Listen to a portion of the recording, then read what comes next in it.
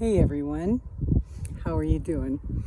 Hope you're getting ready to get some seeds in the ground like I am. We know there's some rain in the forecast, so it's always great to get those early seeds in. Some of you may already have some seeds in, but it's no problem to start right now. The early seeds can go in right away perfectly. So I'm going to talk through in today's little micro workshop a couple of different ideas that I want you to think about, or you can think about when you're putting your seeds in. So I'm here sitting on the beautiful earth at Aurora Farm, and I've got some beds prepared. So I've already turned and raked, and then taken the hoe and made some little trenches. And you can see I've got these stakes in it, and I'm not sure if you can see, but there's a little blue line, a string that helps me keep that row straight. And that blue string, it's tied to two stakes, and I just roll them up and I keep that year after year. So that's always my little tool to try to make my garden straight as can be. Which is not really a big deal, except, well, some people like the look of it, but it does help when you are weeding. So the straighter you can keep your rows, the easier it is to weed in between your rows, okay? So the tools I've got with me today are just a small hoe. You can see that has a fine edge, so I can hoe with that corner of it. I don't have to hoe with the whole thing, just that edge to get that V-shaped divot that I'm going to put the seeds into. I make it pretty deep because I'm not going to cover that all in. I'm going to leave that trench nice and deep. I'm going to put the seed at the bottom of it like a big V, about, this wide to 2 inches deep. And well, my seed only needs to be covered a tiny bit depending on the seed. So I'm going to put that in there because when it rains, then that water is going to settle into that trench. Now, we are in a drought year this year right now, so there's not a lot of moisture in the soil as it is. Some years, if it was wet, I might not do it that way, but this year definitely you can do it that way. So I've got that. I've got my other favorite tool, which is this some people like to hoe to rake. This one really kind of grates the earth, pulls out the weeds, and it's good for weeding in between. So I like to make sure that my rows are always at least the width of that tool, so that I'm going to be able to go in and weed with that tool standing up.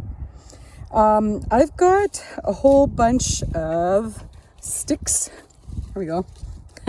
So I got my plan for what I'm going to plant tonight, but I've also made up all these little sticks, and they really are just like tree sticks, as in sticks, and I cut them so they have a little edge so I can just shove them in, and I put the name of the plant on it. Now, you can use all kinds of purchased items or even popsicle sticks, but I just find that first of all, you lose them in the soil. Popsicle sticks, always you lose them. You think they're going to stay all the time. They don't. Even those little plastic tags, you write on them with Sharpie, and a month later it's faded out. So I like this duct tape, this fluorescent duct tape. I'm not going to lose it. It's big enough that I'm going to see it. And it's really important to mark it because, well, for me, especially this year, every year, I've been doing gardening like this for 30 years. Every year I try out something very different. And this year, just because I had more time to research, I've found all kinds of new small seed companies across Canada. Been really loving learning all about what seeds they're producing, ordering from a little bit here and there from all of them. And so I really want to keep track of what's where. So I'm making all these tags up.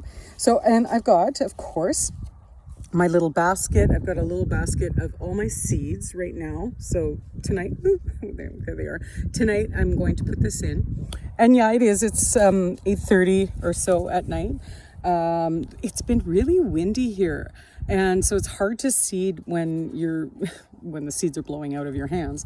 So it's kind of calmed down a bit right now. So I'm going to get at least a bunch of seeds in tonight. So now on my seed packages, if there's any special instructions, like, well, you maybe can't read my handwriting, or it's upside down, backwards, but this one says, need light, don't cover. So this seed, Summer Savory, you don't want to cover it because it needs light to germinate. So when I do that, I just write it right on the package, because there's no way I'm going to remember that when I come out to the field, or even from year to year. I don't even always remember those basic things, and every seed is different. So I just write it right on the package so that I can remember it there.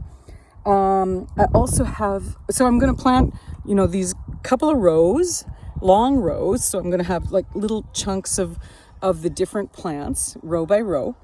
I've also got, you can see I've got this big row of tires, which are now filled with soil, topsoil. And those are going to be the heat lover plants. So in a couple weeks, like maybe 2 weeks, depending on the nighttime temperatures, I'm going to put tomatoes and peppers and eggplants in there. They're pretty big tires, so I'll put probably a circle right now. I'm going to put a circle of spinach or kale or lettuce just around the edge of it, or radishes, because then we'll use them up quickly, and then the bigger plants will take over in those spaces. I also have my jar of these are tobacco seeds, like many thousands of tobacco seeds. So I like to plant the tobacco kind of all around the perimeter of each garden, and we love having it. We love sharing it for ceremonial purposes, but it also is a great natural pest deterrent. So it almost makes a little pest fence line around your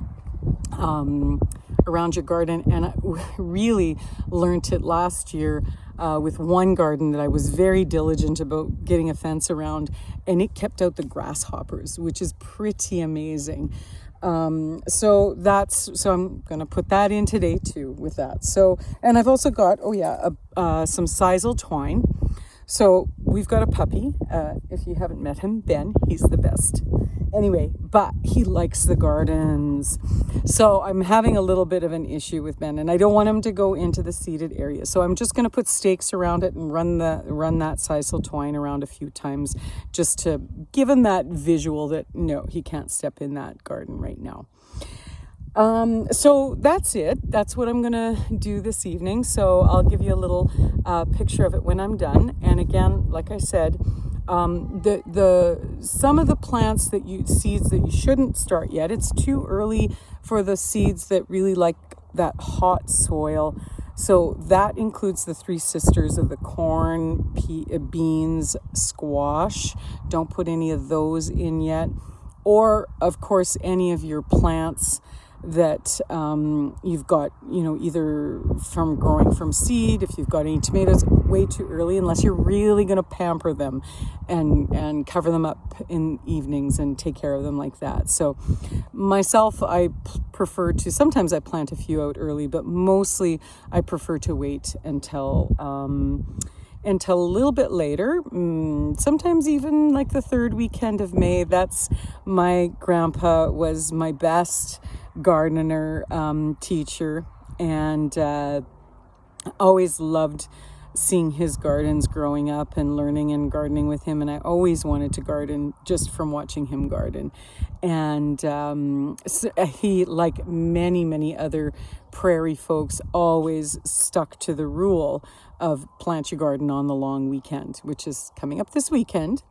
That doesn't always hold true. I mean, there are nuances, and some that you can get in earlier, much earlier, some that you need to wait later. If you're planting a lot of tomatoes out, for me, when I'm planting a lot of tomatoes out in the field, I'm not going to bother, because there's no way I can cover them up. I'm going to wait a little bit longer. Now, this year, the full moon happens to be on about May 26th. And that's often when we get that last frost is connected to the full moon night. And so sometimes, when your full moon is coming around like June 8th or June 10th, you really got to wonder whether you should wait until after that. So the next full moon is like June 26th, around June 26th or something. And so that's going to be probably too late to have a frost. Well, okay, knock on wood, because everything is mayhem. But in any event, like everything in the garden, every single year is a learning year. There is no way you can be a gardener and not learn every single year. And lessons that you learn one year, you might have to learn them many years in a row. So don't feel bad for anything that doesn't work out, and just rejoice in anything that does work out, because no matter what, I am sitting on the earth right now. I am breathing in the air. I've got the wind all around me. I'm outside. It's just totally enjoyable as a present moment experience. So just enjoy the moment, enjoy all the little successes that you get, and just, I mean, if you're able to, I never have been able to, but somehow I have an intuitive log. But if you can keep a journal, a written journal, that really helps a lot of beginner gardeners and even experienced gardeners keep them. Like I said, I'm just not that kind of a person, but I do feel that year after year after year, I'm going to say I get better. I do get better. But anyway, enjoy your gardening. And we'll be doing a few more of these little micro workshops in the next couple of weeks, just to get us through this really heavy duty period of time.